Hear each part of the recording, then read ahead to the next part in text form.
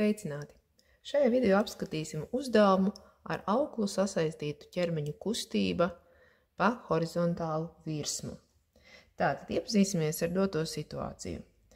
Mums ir divi ķermeņi, kas ir sasaistīti savā starpā ar auklu. Šo ķermeņu masas ir attiecīgi no kreisās puses ķermenis ar masu lielais M, kas mūsu gadījumā ir 20 kg. Un labajā pusē ir ķermenis, kura masu apzīmē ar mazo M, un šajā konkrētajā piemērā šī ķermeņa masa ir 8 kg. Šie ķermeņi atrodas uz horizontālas virsmas. Slīdes berzes koeficients ķermeņiem attiecībā pret virsmu ir apzīmēts ar grieķu burtu μ, kas ir dots 0,5. Ķermenim, kura masa ir mazais M, ir leņķī alfa pielikts spēks F1. Ķermenim, kura masa ir lielais M, paralēli horizontālajai virsmai ir pielikts spēks F2. Pretēji, pieņemsim noteiktajai asī X. Auklas sastiepuma spēks ir apzīmēts ar F ar indeksu S. Ķermeņu sistēma pārvietojas ar pātrinājumu A, kas šajā konkrētajā piemērā nav zināms. Un attiecīgi uzdevumā pātrinājums, tā vērtība būs modulis. Tātad, ja jums sanāk negatīvs skaitlis, jūs rakstat tik un tā pozitīvu skaitli pātrinājumam, kā arī spēki F1, F2 un sastiepuma spēks, kas arī nav zināms šajā konkrētajā piemērā, ir moduļi. Tātad uzdevumā var arī sanākt negatīvs skaitlis šiem konkrētiem spēkiem, bet jāraksta atbildēs pozitīvs skaitlis, jo tur ir norādīti moduļi. Nu, un tagad paskatīsimies, kā šo uzdevumu varētu atrisināt. Un attiecīgi, lai mēs varētu pielietot otro Ņūtona likumu, mums vajag vispirms paskatīties, kas tad notiek ar spēkiem uz X-as, un pāris lietas, pirms mēs ķeramies klāt nezināmo lielumu atrašanas, mums vajag noskaidrot.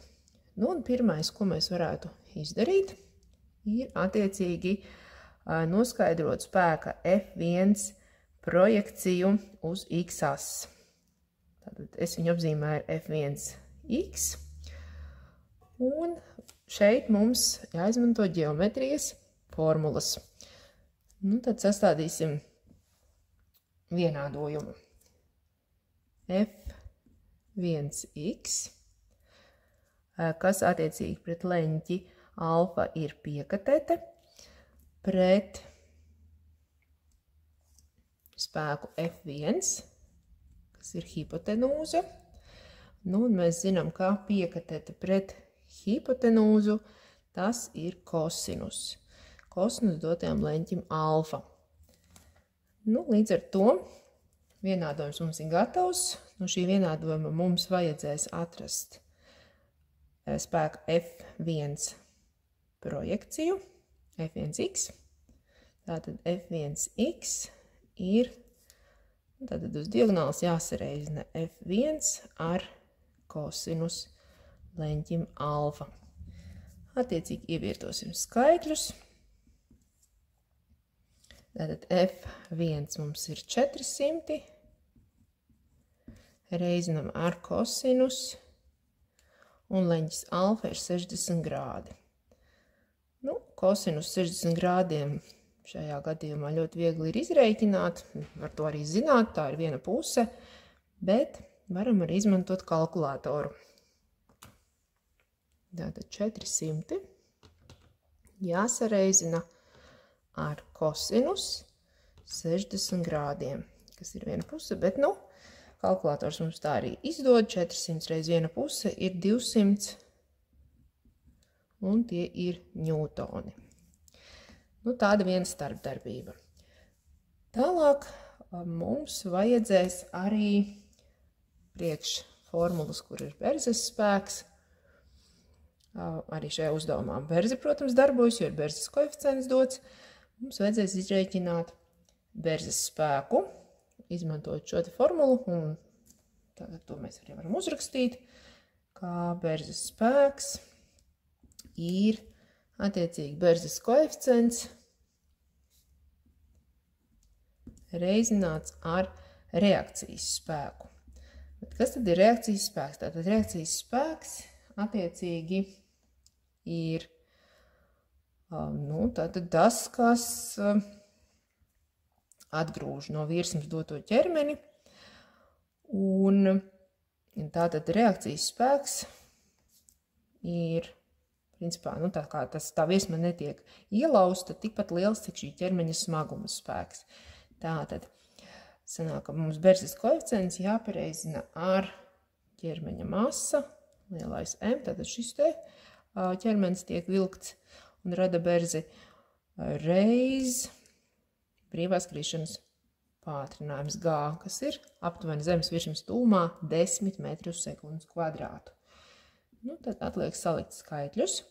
Berzes koeficients ir 0,5, reizinām ar lielais M masa 20 kilogrami.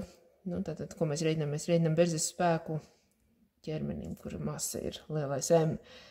Un tātad jāreizina arī ar brīvās krišanas pātrinājumu vērtību, kas ir apmēram 10 metri uz sekundes kvadrātu zemes virsmas tūmā. Tātad atkal varam, protams, galvā to izreikināt, skaitļi nav sarežģīti, bet varam arī, lai nekļūdītos, izmantot kalkulātoru. Tad sanāks 100 ņūtoni. Lielu berzes spēku rada tieši ķermenis, kura masa ir lielais M. Tāpat mēs arī izreiķināsim berzes spēku, ko rada ķermenis, kura masa ir mazais M. Tātad tas ir berzes koeficients reiz mazais M masa un reiz brīvās krišanas pātrinājums. Tātad 0,5 reiz 8 un reiz 10. 0,5 reiz 8 un reiz 10. 40 ņūtoni. 40 ņūtoni. Tā. Labi, esam, tā teikt, iesildījušies, visu nepieciešamo atraduši, un tagad pats pēdējais, kas ir jāizdara, ir jāizmanto 2. ņūtona likums un jāuzraksta tas galvenais, kas šajā uzdevumā arī ir sistēma, jo ir 2 ķermeņi sasaistīti un abi viens otru ietekmē. Tātad, sāksim mēs ar šo te lielo M ķermeni. Tad skatāmies, mums ir šim te ķermenim pielikts spēks F2, kas ir pretējs mūsu noteiktajai X asī. Tātad, veidojot sistēmu un rakstot 2. ņūtona likumu, mums būs mīnus F2. Tātad, skatāmies, kas mums te vēl. Mums ir sastiepums spēks uz šo ķermeni, kas ir vērsts X asas virzienā, tātad plus F sastiepuma. Un, tā kā tas ķermenis tiek vilkts, pretēji darbojas šo ķermeni nesošais berzes spēks. Tātad mīnus berzes spēks ķermenim lielais M.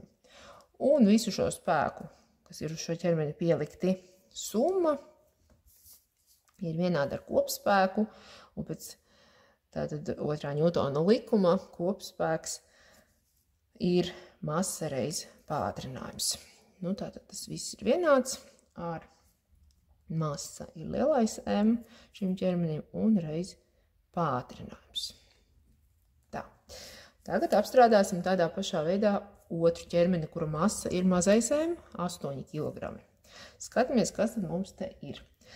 Uz šo ķermeni mums darbojas sastiepums spēks, kas vērsts pretēji X asī, tātad mīnus sastiepums spēks. Tātad mums ir šī spēka F1 projekcija. X asas virzienā tas ir F1X, vērsta X asas virzienā, tātad plus F1X. Un ķermenim tātad neļauj slīdēt, berzes spēks, kas, nu, tātad pretēji darbojas kustības virzienam, tātad mīnus berzes spēks ķermenim, kur masa ir mazais M. Un visu šo spēku summa ir vienāda ar kopspēku, kas ir masa reiz pātrinājums. Lūk, šāda sistēma. Atliek ievietot skaitļus un izrēķināt, kas nu tur notiek. Tā, es rēķināšu šeit. Te. Jūs droši varat savos pierakstos, vai kur jūs rakstat un rēķinat līdzi, turpināt uz leju. Nu, es turpināšu šeit.